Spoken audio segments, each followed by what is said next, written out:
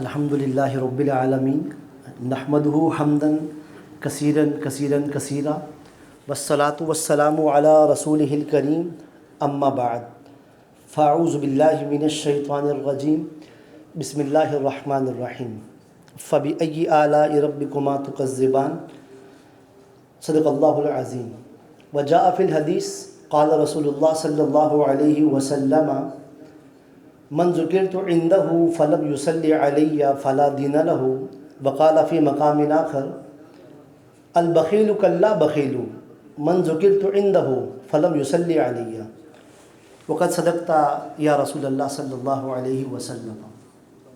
سب تعریفیں اللہ رب العزت کے لیے جو ہمارا خالق و مالک ہے، اور جس ذات نے مجھے اور آپ کو یہ توفیق بخشی کہ ہم سب دین اسلام کی افہام و تفہیم کے لیے یہاں جمع ہیں۔ لاکھوں سلام ہوں حضور اکرم صلی اللہ علیہ وبارک وسلم کی ذات طیبہ اور طاہرہ پر کہ جن کے صدقے ہمیں ایمان ملا، رحمان ملا اور قرآن ملا۔ لاکھوں سلام ہوں اہل بیت اطہار اور تمام صحابہ کرام پر کہ جن سے محبت ہمارے ایمان کا لازمی جزو ہے۔ اللہ تعالیٰ ان تمام نفوس قدسیہ کی محبت نصیب فرمائے۔ گفتگو اور خطاب کے بعد ڈاکٹر عمیر محمود صدیقی صاحب ہی فرمائیں گے۔ کچھ گزارشات پیش کر کے اجازت چاہوں گا۔ چند باتیں بہت غور طلب ہیں۔ 15 شعبان جس کو ہمارے ہاں عرف میں شب برات کے نام سے جانا جاتا ہے، شب برات کی جو فضیلت اور اہمیت ہے بہت سی احادیث میں اس کا ذکر ہے۔ میں چند صحابہ کرام کا نام آپ کے اسمِ گرامی پیش کروں گا کہ جن صحابہ کرام نے براہ راست رسول اللہ صلی اللہ علیہ وبارک وسلم سے شب برات کی فضیلت اہمیت کو نقل فرمایا ہے، یعنی کہ رسول اللہ صلی اللہ علیہ وسلم نے ارشاد فرمایا اور صحابہ کرام نے نبی علیہ السلام سے سماعت کیا۔ وہ کون سے صحابہ ہیں کہ جن عظیم ہستیوں نے شب برات کی فضیلت اہمیت کو ہم تک پہنچا دیا کہ تاکہ یہ حضرت مسلمان اس عظیم رات میں غافل نہ ہو جائے، غفلت میں نہ چلا جائے، اور اس عظیم رات میں وہ رب کے حضور کھڑا ہو قیام کرے اور رب کو یاد کرے، رب کی یاد میں شاغل ہو جائے۔ وہ عظیم صحابہ کرام و ہستیاں کون ہیں؟ اس میں سب سے پہلے حضرت ابو بکر صدیق رضی اللہ تعالیٰ عنہ، حضرت علی شیر خدا رضی اللہ تعالیٰ عنہ، حضرت عائشہ صدیقہ رضی اللہ تعالیٰ عنہ، اور حضرت عمر بن العاص رضی اللہ تعالیٰ عنہ، حضرت معاذ بن جبل رضی اللہ تعالیٰ عنہ، حضرت ابو ہریرہ رضی اللہ تعالیٰ عنہ، حضرت ابو موسیٰ اشعری رضی اللہ تعالیٰ عنہ، حضرت عثمان بن العاص رضی اللہ تعالیٰ عنہ۔ یہ تمام وہ صحابہ کرام ہیں اور دیگر صحابہ اور تابعین بھی ہیں کہ جن عظیم شخصیات نے شب برات کی فضیلت اور اہمیت کو رسول اللہ صلی اللہ علیہ وسلم سے براہ راست نقل فرمایا ہے۔ تو اس بات سے آپ کو اندازہ ہوگا کہ نبی علیہ السلام نے شب برات اس کی فضیلت کو کس کس انداز سے مختلف یعنی کہ ٹائم پیریڈ میں مختلف اوقات میں اس کو بیان فرمایا ہے۔ تو امید ہے کہ یہ بات آپ کو سمجھ میں آ چکی ہوگی کہ اس رات کی فضیلت کتب احادیث سے ثابت ہے۔ اچھا، 2 باتیں میں عرض کروں گا اور اجازت چاہوں گا۔ دیکھیں، وقت اس وقت آپ کے ہاتھ میں ہے، کل نہیں ہوگا۔ وقت ہر وقت برکت والا ہوتا ہے، خیر والا ہوتا ہے۔ جتنے اوقات ہیں، جتنے مہینے ہیں، ماہ و سال ہیں، یہ سب کے سب اللہ تعالیٰ کے ہیں۔ اس ماہ و سال میں اس وقت میں میں اور آپ موجود ہوتے ہیں، لیکن وہ اوقات، وہ مہینے، وہ صبحیں، وہ شامیں، وہ راتیں جن کا ذکر قرآن اور حدیث میں آ جائے، ان کی انفرادیت، ان کی اہمیت، ان کی فضیلت دیگر ایام، دیگر مہینے، دیگر سالوں سے بڑھ جاتی ہیں۔ اس کی وجہ کہ اس مہینے، اس وقت، اس رات، اس صبح، اس شام کا ذکر قرآن میں آ گیا، اللہ تعالیٰ نے اس کو خاص فرما دیا، رسول اللہ صلی اللہ علیہ وسلم نے اس وقت کو خاص فرما دیا، اس کی فضیلت، اس کی اہمیت بڑھ جاتی ہے۔ شب برات یہ آپ کی زندگی میں ہر سال میں ایک مرتبہ آتی ہے، اور حضرت مسلمان اگر اس سے غافل رہ جائے اور دائیں بائیں کی ہوائی باتیں کرتا رہ جائے کہ مجھے اس رات میں یہ کرنا تھا، یہ نہیں کرنا تھا، میں اتنا مصروف تھا، اور میں نے کسی سنا کے ساتھ عبادت نہیں کرنی چاہیے، یہ سب شیطانی وساوس اور غیر علمی اور غیر تحقیقی باتیں ہیں، حضرت انسان محروم رہ جائے گا، وہ فضیلت جو اس رات میں اس کو ملنی تھی اس رات سے وہ محروم رہ جائے گا۔ شب برات اس کے مختلف فضائل ہیں کہ ڈاکٹر صاحب انشاءاللہ بیان فرمائیں گے۔ میں ایک حدیث عرض کروں گا اور اجازت چاہوں گا۔ کچھ لوگ ایسے ہیں کہ ان کی بخشش، ان کی مغفرت اس رات بھی نہیں ہوگی، تو میں اس موضوع پر بات کرنا چاہوں گا، صرف اس میں ایک حدیث پیش کروں گا آپ کی خدمت میں، اور یہ حدیث حضرت ابوبکر صدیق رضی اللہ تعالیٰ عنہ آپ سے روایت ہے۔ آپ نے براہ راست رسول اللہ صلی اللہ علیہ وسلم سے یہ سماعت فرمایا۔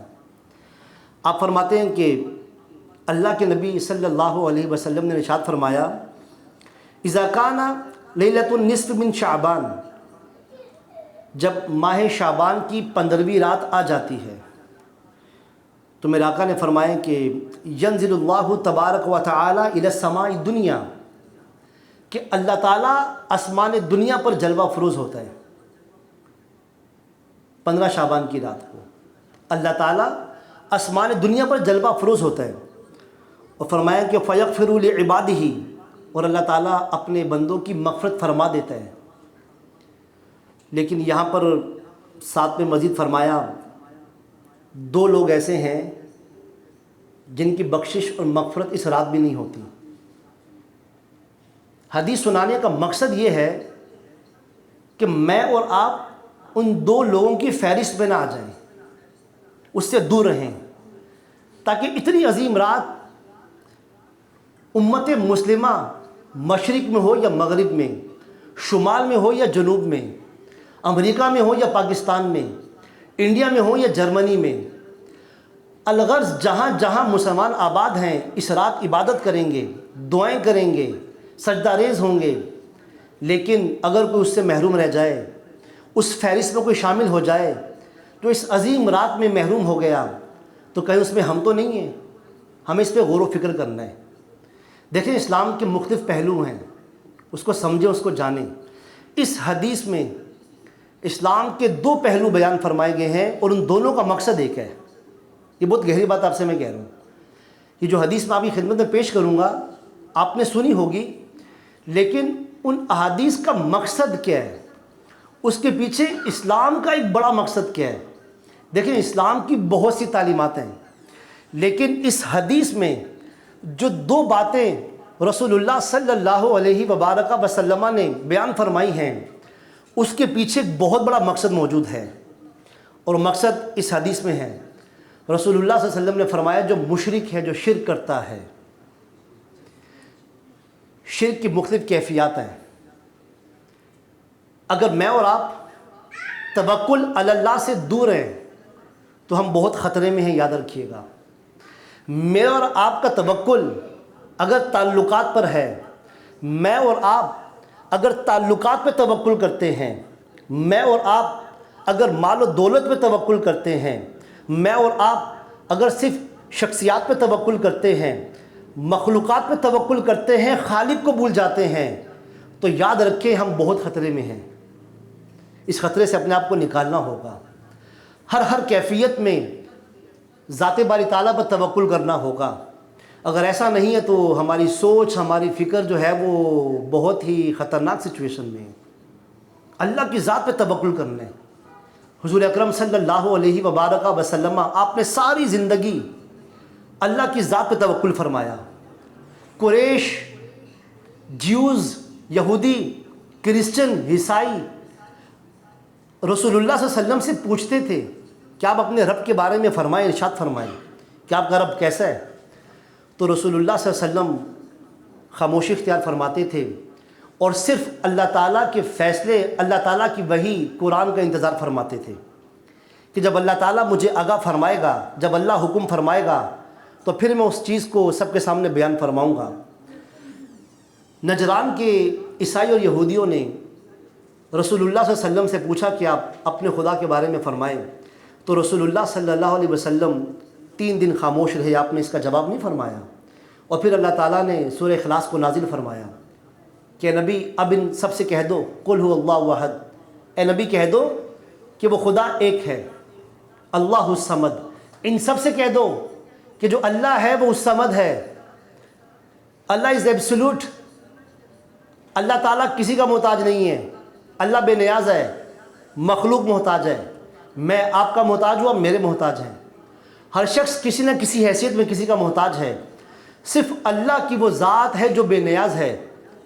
آپ اندازہ لگائیں کہ میں اور آپ دنیاوی ہزار ہمارے معاملات ہوتے ہیں، آپ اگر کوئی مدرسہ چلاتے ہیں، آپ اسکول چلاتے ہیں، آپ کی فیکٹری ہے، آپ کا کارخانہ ہے، سر آپ اس کے محتاج ہیں، میں اس کا محتاج ہوں۔ آپ کو اپنا سسٹم چلانے کے لیے ساتھ میں لوگ چاہیے، ایسی محتاجی اللہ نے رکھ دی انسانوں کے لیے، اور یہ ضروری تھی، ورنہ ہر شخص یہاں پر خدائی کا دعویٰ کرتا ہوا نظر آتا۔ شیخ سعدی علیہ رحمہ فرماتے ہیں کہ اللہ تعالیٰ نے ہمیں اسباب نہیں دیے، ورنہ یہ انسان ایسا بفر جائے، اس کو اسباب مل جاتے تو یہ بھی دعویٰ کرتا ہے میں خدا و نعوذ باللہ۔ جب تھوڑی سی طاقت آ جائے تو ہماری سوچ بدل جاتی ہے سر، ہمارے خیالات بالکل منتشر سے ہو جاتے ہیں، یہ یاد رکھیے گا۔ تو پہلی چیز توکل علی اللہ، اور دوسری چیز جو رسول اللہ صلی اللہ علیہ وسلم نے فرمائی کہ شب برات کی رات میں، 15 شعبان کی اس عظیم رات میں، وہ شخص جو اپنے بھائی سے عداوت رکھتا ہے اس کی بھی بخشش نہیں کی جائے گی، اپنے بھائی سے دشمنی رکھتا ہے اس کی بھی بخشش نہیں کی جائے گی۔ آپ دیکھیں دونوں تعلیمات میں اجتماعیت کا عنصر شامل ہے، یاد رکھیے گا۔ اسلام کا ایک مقصد، ایک پہلو ہے اجتماعیت، کمیونل سگنیفیکنس۔ اسلام انفرادیت کو پسند نہیں کرتا۔ آپ اپنے گھر میں زندگی گزارتے ہیں، میں اپنے گھر میں زندگی گزارتا ہوں، میں نماز پڑھ لوں کافی ہے، کوئی پڑھے نہ پڑھے اس کا معاملہ غلط۔ قرآن میں اللہ نے فرمایا وَأَقِیمُوا الصَّلَاةَ، کہ نماز قائم کرو، یعنی خود بھی نماز پڑھنی ہے اور اوروں کو اس خیر والے کام کی تلقین بھی کرنی ہے۔ جب دنیا جہاں کی ساری باتیں شیئر کرتے ہیں تو پھر دین کی خیر کی بات شیئر کرنے میں کیا پریشانی ہے۔ اسلام کا بہت بڑا مقصد اجتماعیت ہے، افتراق نہیں ہے، انتشار نہیں ہے، نفرتیں نہیں ہیں۔ اسلام بات کرتا ہے اجتماعیت کی، کہ ایک پیج پر، ایک سوچ پر، ایک فکر پر، ایک نظریے پر جمع ہو جاؤ، یہ اسلام کا مقصد ہے۔ یعنی شب برات کی رات میں وہ شخص جو اپنے بھائی سے عداوت کرتا ہے، یعنی عداوت کا مطلب کیا ہے؟ اس میں انفرادیت ہے، وہ اپنے بھائی سے لڑتا ہے، جھگڑا کرتا ہے، حسد کرتا ہوگا، ممکن ہے دولت کا حسد ہو، ممکن ہے تعلقات کا حسد ہو، ممکن ہے حسن کا حسد ہو، ممکن ہے علم کا حسد ہو، کسی بھی اعتبار سے اگر وہ یہ حسد کرتا ہے تو یاد رکھے وہ انفرادیت کو جنم لیتا ہے، اور انفرادیت کو اسلام نے پسند نہیں کیا سر، اسلام نے اجتماعیت کو پسند کیا ہے۔ اسی لیے تا قیامت میرے اور آپ کے لیے حکم یہ ہے کہ ہم روزانہ 5 وقت کی نماز امام کے پیچھے ادا کریں، اجتماعیت سے ادا کریں۔ اس کی وجہ یہ ہے، پورے کائنات کے نظام اجتماعیت ہے، یاد رکھیے گا، سب مل کر ایک اجتماع کی شکل میں پورے نظام کو چلا رہے ہیں، جتنی اللہ تعالیٰ کی نعمتیں ہیں۔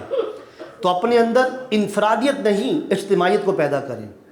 انفرادیت آپ کی تنہائی میں ہونی چاہیے، آپ کی خلوت میں ہونی چاہیے عبادات کی حد تک، اور پھر کسی پہلو میں آپ گھر کے بڑے ہیں، اللہ نے آپ کو صاحب علم بنایا ہے، صاحب اختیار بنایا ہے، صاحب شعور بنایا ہے، تو یاد رکھیں اپنی انفرادیت کو اجتماعیت پر لے آئیں، اور پھر محبت، امن کا پیغام عام کر دیں۔ رسول اللہ صلی اللہ علیہ وبارک وسلم کی پوری زندگی میں اجتماعیت موجود ہے، اور ہم لوگ انفرادیت میں زندگی گزار دیتے ہیں۔ ہمارا فکرہ کیا ہوتا ہے؟ ہماری سوچ کیا ہوتی ہے؟ یار میں نے یہ کام کر لیا کافی ہے، ہمارے خاندان کے بچوں نے اچھی تعلیم حاصل کر لی کافی ہے۔ نہیں سر، کافی نہیں ہے، ایسا نہیں ہے۔ مشہور حدیث آپ سنتے ہیں، رسول اللہ صلی اللہ علیہ وبارک وسلم نے ارشاد فرمایا کہ تم میں سے کوئی اس وقت تک کامل ایمان والا نہیں ہو سکتا کہ جو چیز وہ اپنی ذات کے لیے پسند کرتا ہے وہی چیز اپنے مومن بھائی کے لیے پسند کرے۔ سر اس حدیث کے پیچھے بھی اجتماعیت ہے، یاد رکھیے گا، انفرادیت نہیں ہے۔ اگر آپ یہ پسند کرتے ہیں کہ آپ دنیاوی معاملات میں جس میں خیر ہو آگے بڑھ جائیں، وہ تعلیم کا معاملہ ہو، وہ نوکری جاب کا معاملہ ہو، وہ تعلقات کا معاملہ ہو، ان سب میں آپ کو اپنے مومن بھائی کے لیے، وہ آپ کا اسٹریٹ فرینڈ ہو، آپ کا گلی محلے کا دوست ہو، آپ کا خاندانی تعلق ہو، آپ کا کسی بھی سبب سے روحانی تعلق ہو، آپ کا کسی نوکری کے اعتبار سے تعلق ہو، آفس کے اعتبار سے تعلق ہو، تو یاد رکھیں جو چیز میں نے اور آپ نے اپنی ذات کے لیے پسند کی ہے، یہی معیار، یہی سوچ مجھے اپنے مومن بھائی کے لیے رکھنی ہے۔ اگر ایسا نہیں ہے تو میرے آقا نے صاف فرما دیا، ہمیں کسی سے فتویٰ لینے کی ضرورت نہیں، ہمیں کسی سے سند لینے کی ضرورت نہیں۔ رسول اللہ صلی اللہ علیہ وسلم نے فرما دیا کہ اس کا ایمان مکمل نہیں ہے کہ جس نے اپنی ذات کے لیے جو پسند کیا اور وہی چیز اپنے مومن بھائی کے لیے پسند نہ کی ہو۔ یہ اللہ کے نبی نے ارشاد فرمایا۔ سر ہمیں اس پہ غور و فکر کرنا ہوگا۔ یہ احادیث ہم سنتے چلے آئے ہیں، لیکن اس کی روحانیت کو سمجھیں، ان ارشادات کے جو باطن ہے اس کو سمجھیں۔ تو شب برات 15 شعبان، اس عظیم رات کا ایک مقصد جو میں اور آپ کے لیے ہے، صرف اس رات کے لیے نہیں، رہتی زندگی تک کے لیے ہے، وہ ہے اجتماعیت، کہ ہم اپنے اندر افتراق کو ختم کریں، انتشار کو ختم کریں، نفرتوں کو بھلا دیں۔ اجتماعیت، محبت، امن، چاہت، اس کو پروان چڑھائیں، اور اسی چیز کو اسلام نے پسند کیا اور یہی اسلام کا مقصد ہے۔ آپ اندازہ لگائیں، حضور اکرم صلی اللہ علیہ وبارک وسلم نے اپنی جو آپ کی جو مکی زندگی ہے، آپ نے جو اپنی مکی لائف گزاری اور پھر مدنی لائف جو آپ کی ہے، آپ ان دونوں کو دیکھ لیں، اس کا مطالعہ کر لیں، قدم قدم پر آپ کو وہاں پر اجتماعیت نظر آئے گی۔ اسی لیے میرے آقا صلی اللہ علیہ وسلم نے فرمایا کہ 15 شعبان کی رات، اس عظیم رات میں جب اللہ تعالیٰ اسبال دنیا پر جلوہ گر ہوتا ہے اپنی طاقت کے مطابق، اس وقت وہ شخص جو اپنے بھائی سے عداوت رکھتا ہے، اپنے بھائی سے دشمنی رکھتا ہے، ایسا شخص اس رات بھی بخشش سے محروم ہو جائے گا۔ اس کی وجہ یہ ہے کہ اس نے نفرتوں کو جنم دیا ہے، اس نے افتراق کو پیدا کیا ہے، اس نے بھائی چارگی کو ختم کیا ہے، اس نے اخوت کو ختم کیا ہے۔ تو اس چیز کو اللہ تعالیٰ پسند نہیں فرماتا۔ اللہ تعالیٰ بھی اجتماعیت کو پسند فرماتا ہے۔ یکتائیت، انفرادیت، وہ صرف اللہ تعالیٰ کی ذات میں ہے اور کسی شخص میں نہیں ہے۔ مخلوق کے اندر اجتماعیت ہے۔ آپ میں جو انفرادیت ہوگی وہ آپ کی صرف ذات سے متعلق ہوگی۔ آپ تنہائی میں عبادت کریں، وہ ضروری ہے، وہ خلوت آپ کے لیے ضروری ہے، لیکن جب جلوت کی ضرورت ہے تو پھر آپ کو جلوت کے مقام پر آ کر سب کے سامنے علی الاعلان ان نظریات اور افکار کا اعلان کرنا ہوگا، جیسے تمام صحابہ کرام نے فرمایا۔ آپ اندازہ لگائیں کہ حضور اکرم صلی اللہ علیہ وبارک وسلم جب آپ نے ہجرت کا حکم فرمایا تو تمام صحابہ کرام نے اپنی خواہشات، اپنی چاہتیں، اپنے نظریات، اپنے افکار، اپنے تعلقات، اپنا گھر بار سب کچھ چھوڑ دیا۔ کس کے لیے؟ ایک بہت بڑی اجتماعیت کے لیے۔ اور وہ اجتماعیت کیا تھی کہ مکہ سے ہجرت فرما کر مدینہ پہنچیں گے اور وہاں جا کر ایک اسلامی ریاست کو قائم کیا جائے گا، اور اس ریاست کے اندر اپنی مذہبی جتنے بھی ادائیں ہوں گی، جو پریکٹیکل ریچولز ہوں گے، ان کو آزادانہ طور پہ عمل کیا جائے گا، اور ایک ایسا ڈھانچہ، ایک ایسا رول ماڈل بنایا جائے گا جو قیامت تک کے مسلمانوں کے لیے مشعل راہ ہوگا۔ اور صحابہ کرام نے رسول اللہ صلی اللہ علیہ وسلم کی اس آواز پر لبیک کہا۔ یاد رکھیے گا، صحابہ کا جو مزاج تھا وہ یہ تھا کہ صحابہ کرام کی ہاں اور نہ صرف اسی میں ہوتی تھی جس میں رسول اللہ صلی اللہ علیہ وسلم کی ہاں اور نہ ہوتی تھی، اسی لیے وہ لوگ کامیاب رہے۔ یاد رکھیے گا، شب برات کی رات ہے۔ اس رات اللہ تعالیٰ سے دعا کریں، اللہ تعالیٰ ہم سب کے حال پر رحم فرمائے۔ مجھے امید ہے کہ جو میرا پیغام میں نے آپ کی خدمت میں پہنچایا آپ کو سمجھ میں آ چکا ہوگا۔ تو شب برات کا ایک پیغام آپ کے لیے یہ ہے کہ اپنی ذات میں، اپنی سوچ میں، اپنی فکر میں اجتماعیت پیدا کریں، محبت پیدا کریں، افتراق کو ختم کریں، نفرتوں کو دور کریں اور قریب لانے والے کام کریں جس سے لوگ آپ سے قریب ہوں، خاندان میں اجتماعیت ہو، گلی محلے میں اجتماعیت ہو، اور پھر مجموعی طور پہ امت مسلمہ میں اپنی اپنی حیثیت اور طاقت کے اعتبار سے اجتماعیت ہو۔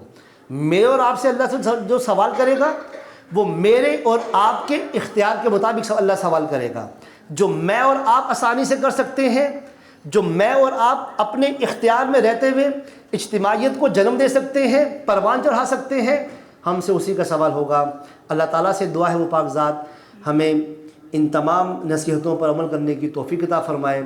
وما توفیق الا باللہ۔